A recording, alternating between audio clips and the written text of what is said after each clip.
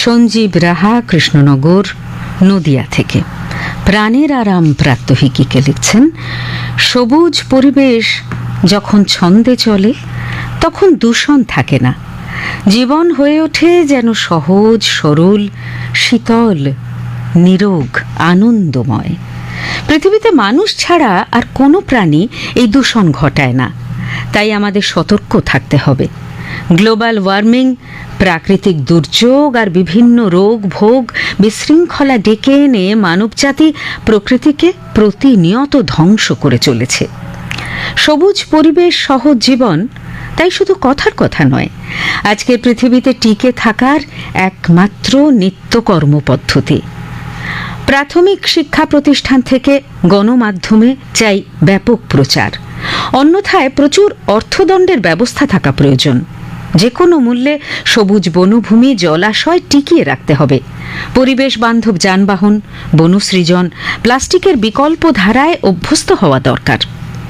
বারবার পাহাড়ে সামার ক্যাম্পে বাচ্চাদের জীববৈচিত্র্য শেখানোর পাশাপাশি অভিভাবকদের নিয়ে ক্ষেত্র সমীক্ষা করে আমরা অদ্ভুত রেজাল্ট হাতে পেয়ে যাই।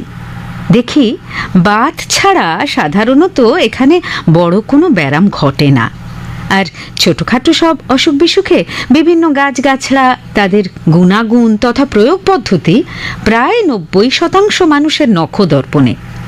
আমরা অবাক হয়ে যাই যখন দেখি এমন পাহাড়ি পরিবেশের সঙ্গে আষ্টে পৃষ্ঠে জড়িয়ে থাকা মানুষদের বিজয় কাহিনী।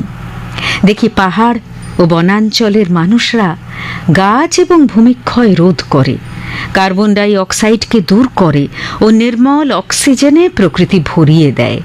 তাই তো সহজ জীবন মানেই কৃত্রিমতাকে দূরে সরিয়ে প্রকৃতির পুনর্ব্যবহার আর প্রাকৃতিক জিনিসে অভ্যস্ত হওয়া।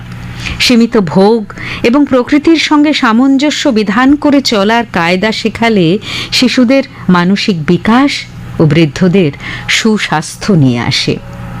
সবুজ প্রকৃতি আজ আমাদের একান্ত কাম্য, তাই তাকে বুক পিঠ দিয়ে রক্ষা করাও অত্যন্ত জরুরি।